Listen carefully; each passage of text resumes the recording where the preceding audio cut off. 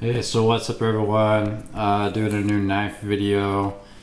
I haven't done a knife one for a while, so you've already seen this knife, my Strider S&G, great knife, love it, but I decided to just add to my collection, get something else. I'm still carrying this one, using this one a lot, great knife, highly recommended. It is expensive, so you have to be into semi-custom knives and that kind of stuff. I mean, you don't really need this high quality of a knife. There's other things will cut just fine, but again, if you're into knives, this is a good one to check out. So, Strider S&G. So what would I have gotten to add to my collection? Would I go like a Benchmade, get something like that, or another Spyderco, another Strider perhaps? I don't know. Well, actually I do know, and I'm going to show it to you right now. What do you think I got? Well, here we go. Many of you probably know what this is if you're checking my videos out for knife reasons, and you'll know that this is the Chris Reeves Sebenza 21. It's the large size. I've been thinking about one of these for a while. They're expensive, but for I guess knife nuts, it's kind of the path that people go down. So I happened to pick it up locally. There's a pretty cool knife store in the area that they have a limited supply of these, but they do have some custom knives or premium knives in stock. This isn't quite custom, but it's handmade and all that stuff. High quality knife. So I got a pretty good deal on it, so I just picked it up. I got the plain scaled pure titanium handles rather than any kind of wood handle scales that are added onto it. Honestly, I don't really care about the extra design. I think the plain one is kind of my style. It's good enough. I don't need that extra expense, that kind of stuff. The lanyard comes on it. I was planning to take it off, but it's kind of grown on me for a little bit. It's not too intrusive, and it actually has helped.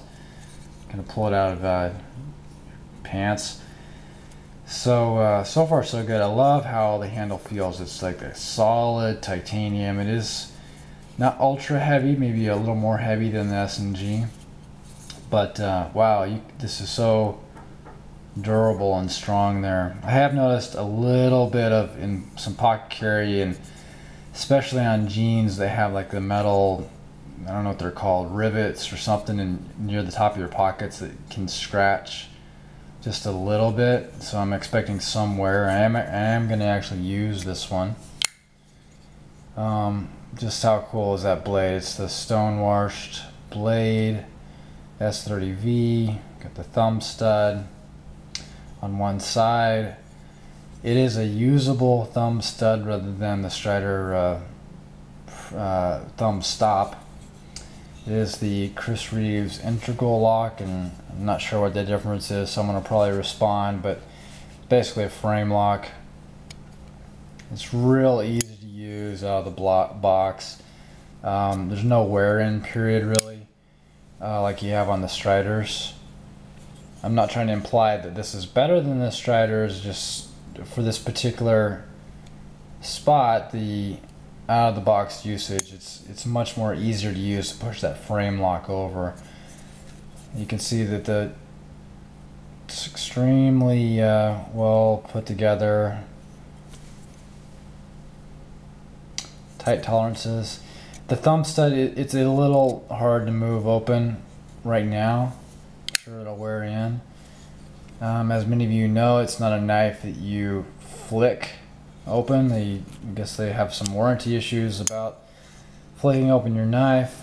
Whatever, it's okay. I don't really need to do that anyways. But I just love how the handle feels. It fits my hands perfectly. I have small to medium sized hands. I love the groove there. Does have some jimping up top. It's not ultra grippy, I guess. There's other knives out there, such as the Spydercos, that have better jimping up top, but it's good enough. It's just a sexy knife. It just feels good in the hand. It's smooth, but still a little, you know, not ultra slick.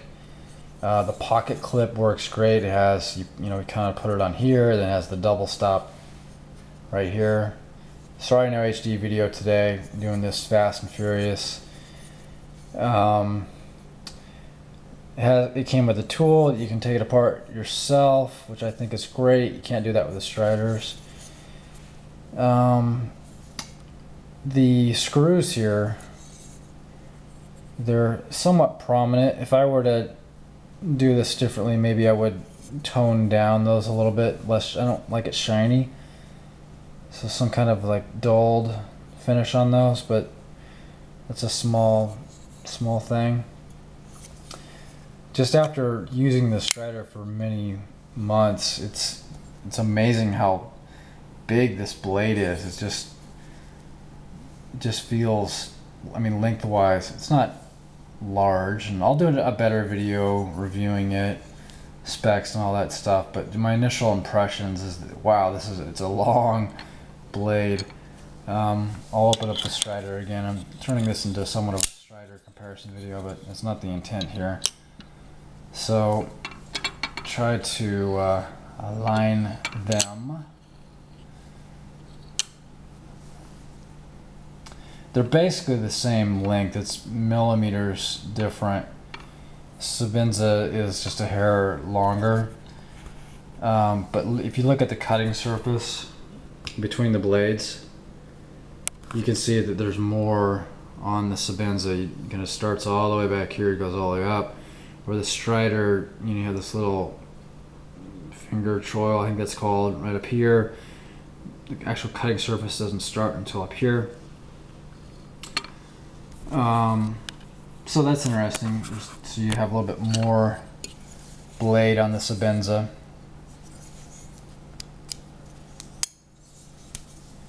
So far so good. I like it. I'm carrying it around.